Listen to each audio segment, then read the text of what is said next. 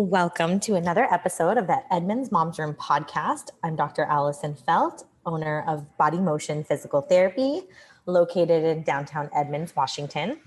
We help women and birthing people through fertility, pregnancy, postpartum recovery, and really optimize the lives that they can be living. So it's a little bit about what we do. You can always check us out at bodymotionpt.com. But today is probably the last episode I'm going to record before I have this baby here. So if you don't know or you're new to our podcast, I am currently 35 weeks pregnant and some odd days, and I am starting to feel it. So I haven't been as active. We haven't been recording as many podcasts. So we are going to take a little summer break in regards to the podcast.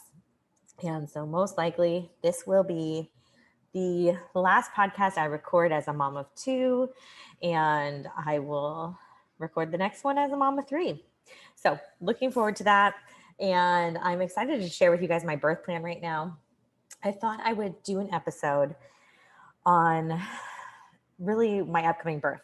So as far as this go around, previously, my previous two births were hospital-based births.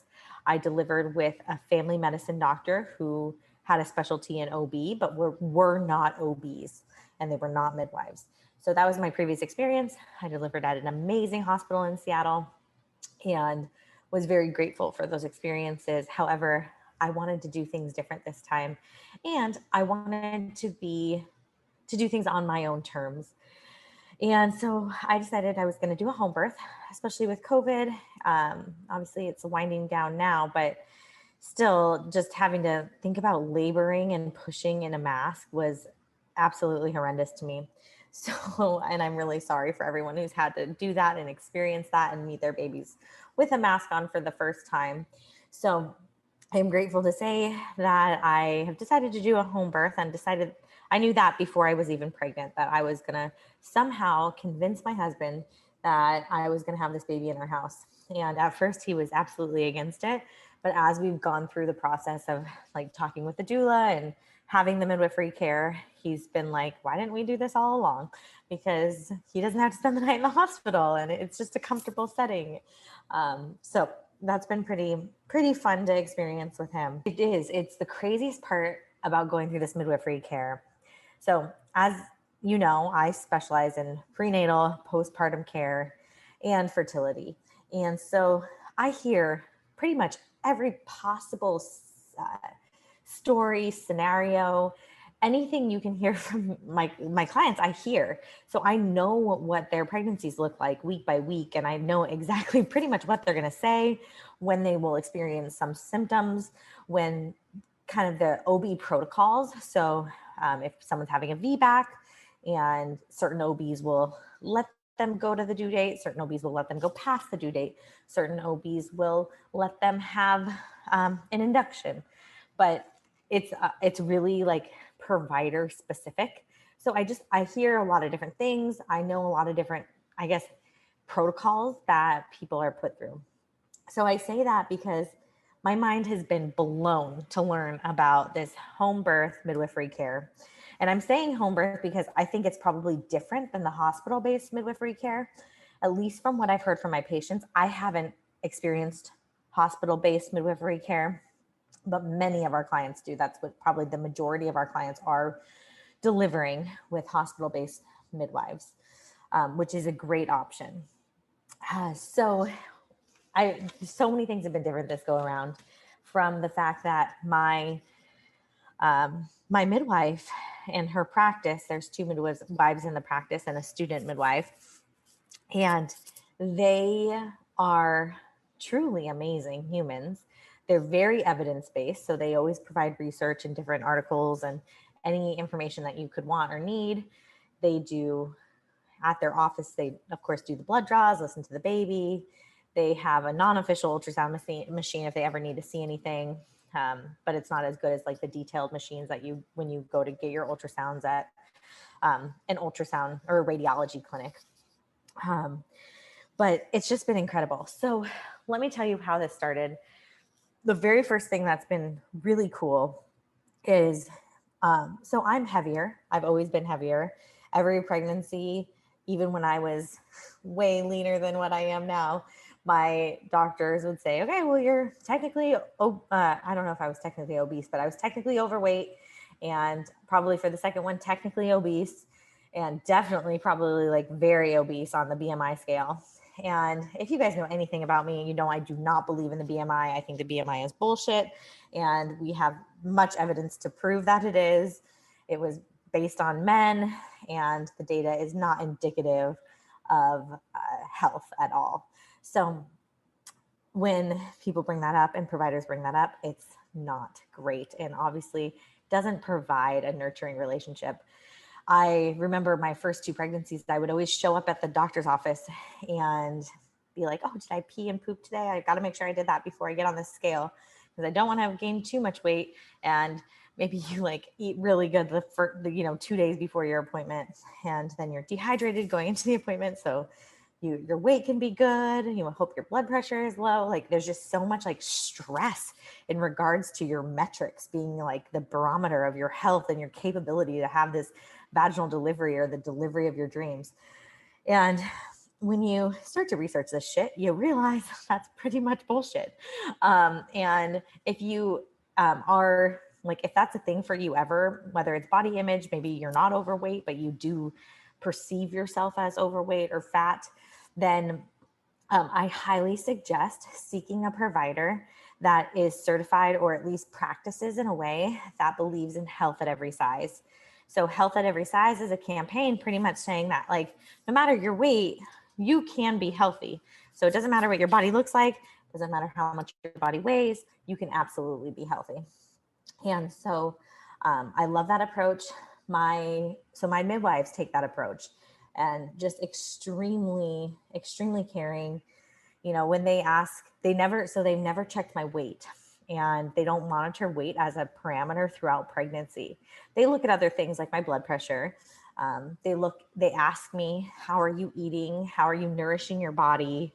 They ask how you're feeling, how you're hydrating. So they're looking at the like qualitative data. They're not measuring my weight as a parameter of my health and ability during this pregnancy, which has been absolutely fantastic. And I cannot recommend them enough. So they're Bayside Birth. They're located in Everett, but they service a very wide range in the Puget Sound and Snohomish County area. So I highly recommend them. And so that's like been the first pleasantly surprising thing. I can drink a water bottle before going to my appointments in the morning, my midwifery appointments. I don't have to worry about like weighing in every time. So that's been really cool. They always, always, always ask permission, like to touch my belly or to touch my body. And that's different. Like in mainstream medical, I just feel like people just kind of come at you. And that's one thing we always like talk about in the office is absolutely 100% permission-based movements, touch, anything. We always ask for permission, to proceed with what the therapist believes should happen, or, the manual therapy that will be happening. And so it's been a totally different approach to healthcare that I've ever experienced in my life. So fast forward to now, 35 weeks. I'm definitely starting to feel really, really pregnant, ready to be about done with this pregnancy. And so there's a few things I want to share with you. So I got a message from my OB at 35 weeks. And she said, like, these are all the things you can start doing to help prepare your body for labor. And to me, it was fascinating because I have never once heard any of this information before. And I shared it with my staff, and I'll share it with you guys. And granted, this is coming, from my midwife to me. So she's recommending this to me. And if you are interested in any of these things, you should definitely talk to your provider about them, because this is my personal recommendations from my provider. So I'm just sharing those out. So I'm not prescribing it. I'm not making any suggestions that this is the right way. I'm just saying that I am baffled that I've never once heard of any of these modalities as a way to help prep for labor. So, and if you don't know, I have a whole birth prep program. in regards to preparing the body for labor. So it was fascinating to hear this information. So there's 4 tips here. And the first one was she recommends something called a gentle birth tincture. And so the definition is that this tincture for labor and delivery help prep the tone of the uterus, reduce nausea and sickness, reduce early stage of labor. So maybe the time at which early stage labor progresses. And then as well as shortens the recovery time after delivery. So tinctures are alcohol based and can have a strong taste. I'm just reading exactly what she wrote me. You can place the drops directly on your tongue, mix a couple ounces of water, or mix into a drink or tea. And you can start taking this at 35 weeks. She gives me a link to buy it on Amazon, and there we go. And I did end up buying it on Amazon. And so I haven't started it yet, but I plan on starting it the minute it shows up. It might be in one of the packages sitting at my front door from Amazon Prime Day. I just haven't opened them yet. So that is the first thing. So this gentle birth tincture, I had an option to buy it with blue cohosh, or red raspberry leaf. And I got it without the blue cohosh. And the reason I did is because she said it could potentially affect increased blood pressure. And she said, but since you don't have a blood pressure problem, you can just get the regular version. But I decided to go without it just because I don't want a blood pressure problem. So I got the gentle birth tincture without the blue cohosh, and I'll be starting that soon. The next thing that that she recommends is eating 6 dates a day method. I'm just going to read you exactly what she sent me here. So there have been studies done that show evidence on using dates to encourage your body into labor starting at 36 weeks. The research have found that those who have eaten dates had a reduced need for Pitocin augmentation, helpful for cervical ripening, reduced blood loss during labor and birth, and a significant reduction in length of the early labor phase. If you would like more information about this, you can check it out on Evidence-Based Birth website. So that was pretty cool. So I'm definitely going to be doing the 6 dates a day method, and I love dates. So starting that next Monday will be very exciting for me. I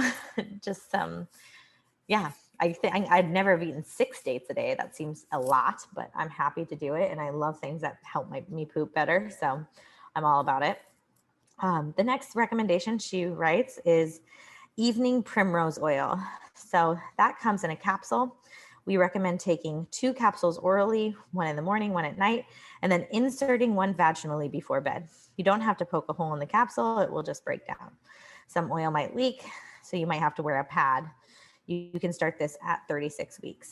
So I haven't decided if I'm going to start that one. Maybe I'll do the orals. I will not be inserting anything into my vagina. I don't want to mess with the pH. I don't want to mess with, I don't love putting oil inside the vagina. So I will not be doing that, but I'll consider taking 1 in the morning and 1 at night. And she also mentioned that she doesn't know how effective this one is. She doesn't have research on this one. It's just a common midwifery recommendation. And also the other thing is, like, if I'm putting something in my vagina that makes me have to wear a pad, I'm definitely not going to do it, because pads are really irritating for the vulva. And I want to support my vulva in every healthy way I can. And I'm definitely not going to be subjecting my vulva to a pad, because that can cause some irritation and can cause some rashes, especially if you're not used to it. So pads are not the way to go, and often used for incontinence, especially during pregnancy and postpartum. And I am not a fan of that. So the next recommendation she gives is called lactation support. So it's for lactation support. I'm simply, like I said, reading what she gave me. She recommends Galacta or Moringa leaves. This is an herbal supplement you can start taking prenatally to help support your milk supply. So at 36 weeks, you can take 2 capsules 3 times a day. She also sells that in the office. So she has an apothecary, I believe I'm saying that correctly, where she sells herbs and sells different tinctures at her office as well. And since I have a lot of trust in her, she's an amazing provider, and I know she would never give me anything that wouldn't be safe for my body. I did buy these moringa leaves at her office, She also makes her own nipple butter, and she makes something called goat's roux. And that's supposedly a good tincture, but that's for only after you deliver. So once the baby's here, you can take that to help your milk supply. And so I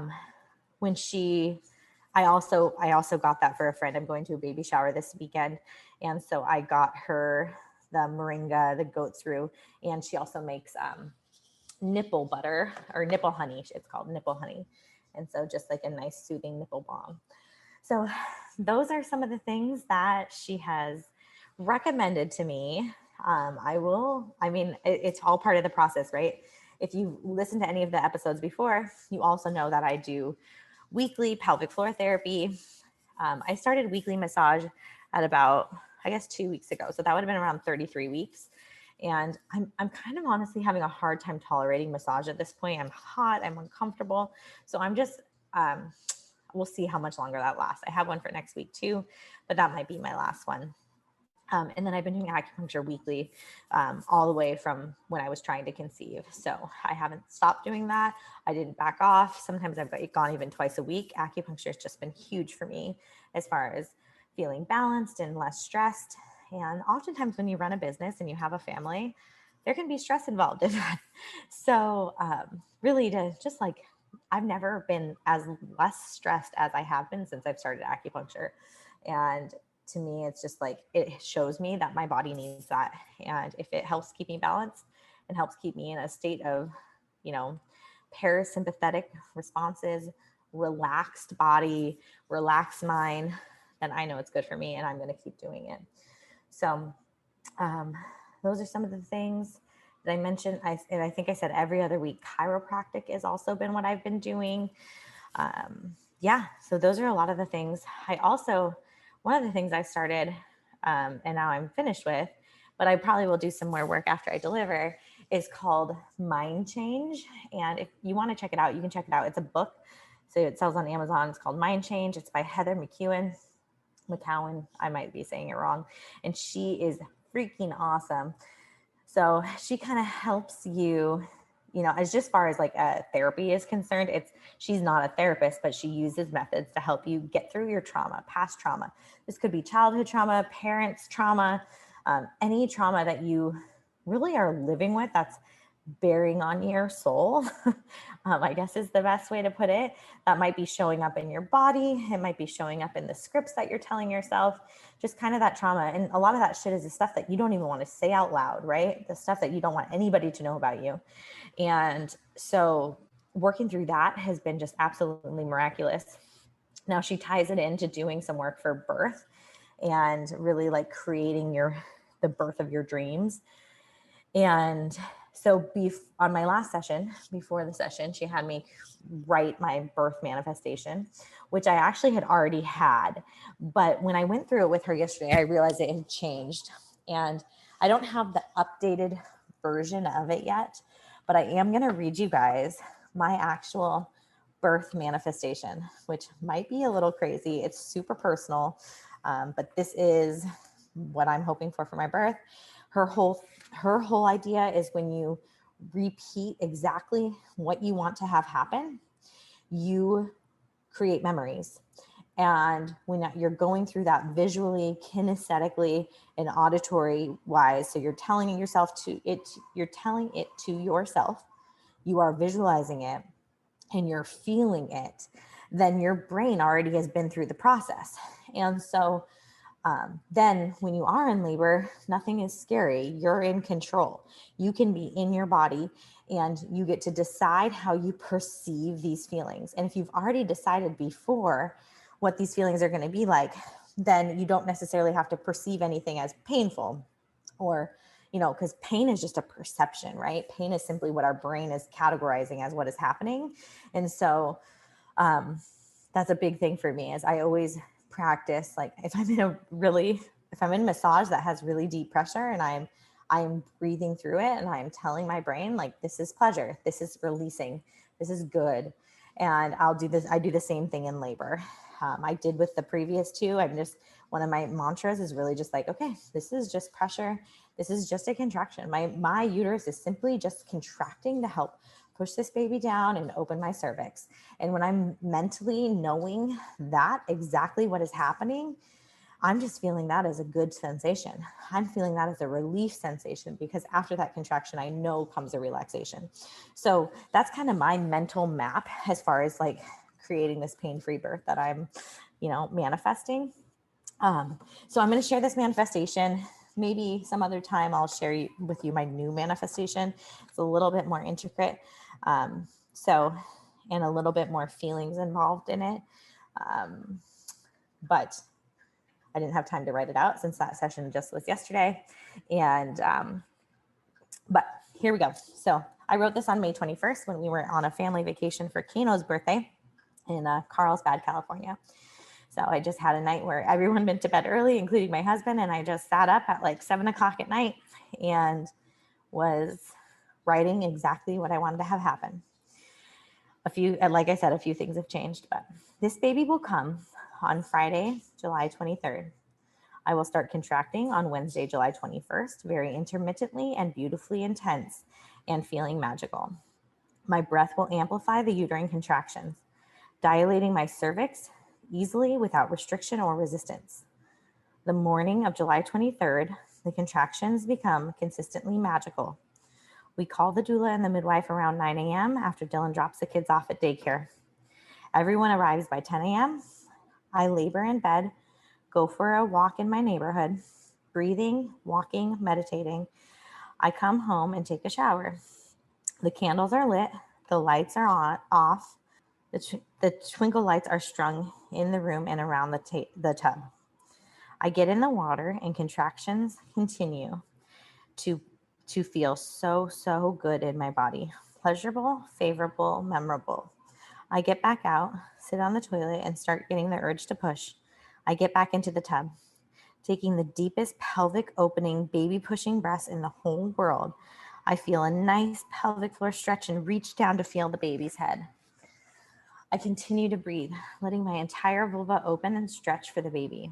I continue to breathe, using my breath to propel baby outward. I catch the baby myself with no other hands on my body and pull baby up above the water. Baby is so soft and sticky and starts to cry so perfectly. We sit. I kick everyone out of the room for 5 minutes. I hold my baby. When people come back, I step out of the tub and get into the bed with the baby to nurse for the first time. And then some side notes. My placenta comes out effortlessly and I have no tearing. Water is filled up to the point at which it's covering my nipples. Weather is 78 degrees and sunny, and the baby is born at 1:42 on July 23rd. So that was my manifestation. Obviously, I wrote that in May. My current manifestation is that this baby comes on July 9th, and that is new. I just changed that. When I met with Jess McEwen, she's the spirit baby medium that you've maybe heard on this podcast. She told me that this baby wanted to come in on the 9th and the 10th. And I had a lot of resistance to that at first because I'm like, no, I love being pregnant. I want to be pregnant as long as possible. I don't want to be robbed of a few weeks. And now I just absolutely don't care. This baby will come when the time is right and when the baby wants to come. And if that's the 9th, that's great. I've had both my babies on Fridays, so I would love to have the baby on Friday. What else has changed in this? I also don't mind if the kids are there. At first I wanted them out of the house, but now I think it might be nice. I'm just leaving it up to the universe. They could be there or they don't have to be there. But pretty much that's my manifestation. I will maybe share the new manifestation at some point, but for now, that's what I'm manifesting. That's what I'm hoping for. It's going to take a lot of deep internal being and talking with my baby. And I am excited to experience this, especially compared to, how I've had my kids in the past. I feel like I took it on myself and I forgot, I didn't know that communication with the baby and really listening to my body was so important. So I've been doing a ton of work, and I'll share more as I come out on the other side of this pregnancy. I've started a book already about this pregnancy and really about pregnancy in general. And it's just been really fun to write. And if you're thinking that I'm writing a book because I'm pregnant, it's just where my mind has been. But, as you know, I've been working with pregnant people for years now. It's been over 10 years of being, working as a pelvic expert physical therapist. So I have a lot of knowledge that I just think every single birthing person and mother should know, who is pregnant or hoping to be pregnant. So that is my experience. That is what I've been going through. I hope you enjoyed the birth manifestation. And more power to all of you who are planning a birth. And I hope you're doing it on your terms and exactly how you want this to happen, because this is not a medical event. This is a natural event. And you can, sometimes we need to tap into the medical system to use tools to help us. But the more that you can sink into your body and listen to your body, the more that you're going to know if you need to use those tools or not. And I think that is what is really, really important. It's like learning how to listen to your body, learning how to listen to your baby, and being able to birth how you want to birth. And if you're being told by your inner deep self that you need some intervention or you need some tools to help get you through this, then that's what you're being told. But the more, I'm just excited to experience this and go from there. The first 2 births I had, as you've heard in the podcast previously, I did not have any medicine or epidurals. And so that was really important to me at the time. It's obviously equally important to me now. But I also felt like it was hard for me, especially during transition, to manage what I was categorizing as pain. And I think I wanted to almost feel this discomfort, almost like a suffering, like a rite of passage. And now I absolutely know that that doesn't need to be the case. So I'm really excited to experience it a different way. One of the things that I'll just share is I am ordering a birth tub. I hope to give birth in the tub, as you heard in my manifestation. My midwives actually provide the birth tub. So they give that to me around 37 weeks, but they're actually going to give it to me next week at 36 weeks, which I'm super relieved and excited about, because I really, really just want the tub here just for whenever it happens. So I can enjoy laboring in it and just having it inflated and not have to worry about like filling it in time and all that good stuff. So so then the other thing that they had me order was called a home birth kit. So when you have a home birth, they have you order a home birth kit. And I thought it would be cool if I just tell you exactly everything that I ordered here. So they have you order underpads, light absorbency, underpads, heavy absorbency. They have you order a scrub brush, and they have you order perineal instant cold pads, perineal irrigation bottle, plastic cord clamps, straws, metal and silicone, reusable, sterile gloves, shoulder length gloves, sterile gauze, a bulb syringe, a thermometer, garbage bags, biohazard bags, gentle heel lancets, wipes. My midwives also had some optional suggestions. So they had something called an after ease tincture. So I'm assuming that's for afterbirth. Arnica oil, herbal perineal spray by Earth Mama Organics, Mother Love nipple cream, muslin bags, sitz bath. And then because I'm doing the water tub, the upgrades are a debris net for water birth and a pool liner. Let's see if there's anything else. Oh, from this, I got all of this from something called Radiant Belly. They're in Portland, Oregon. And so you can get any of these products at radiantbelly.com. And then I ordered a Haka from them, and then a mattress bag and Tux pads as well, because I've always loved Tux pads after I deliver. Hopefully won't need them this time, but and then I ordered 2 mattress bags just to like be extra safe. My husband is definitely like a super clean guy, and he hates things, and he hates the thought of like blood being places. So And when I say he hates things, he just doesn't like clutter. He doesn't like stuff around. And so I had to make sure that I'm like doing this as cleanly as possible for him, and just to make him feel comfortable. But yeah, that is where I'm at. That's 35 weeks update. That's somewhat of what the home birth midwifery cares look like. And I hope you enjoy this podcast. If you have any questions, I'm happy to talk about it. Join our Body Motion Moms Facebook group, and I'm sure I'll be posting more in that in the days to come. It's just been a fun time to connect with moms. We also started a thing called Decaf and Chat, which is just like this coffee chat hour with different moms. The moms who've shown up right now have been moms that have come to Body Motion, and it's just been a ton of fun to like connect and really all share our own experiences with people who haven't delivered yet, people that have gone through fertility issues, or people who had emergency C-sections. So it's just been really fun. So I hope you'll join us. We'll have one at some point after this baby. But yeah, that's all I got for you guys. I hope you have a really nice, hot weekend here in Seattle. All right, take care.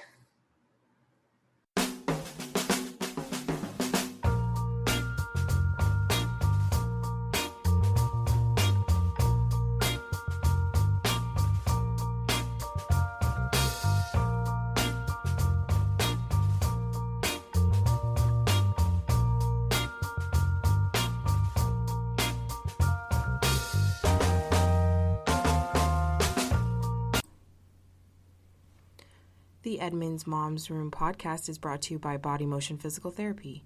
We help women through pregnancy and beyond so they can live active, confident, and healthy lives.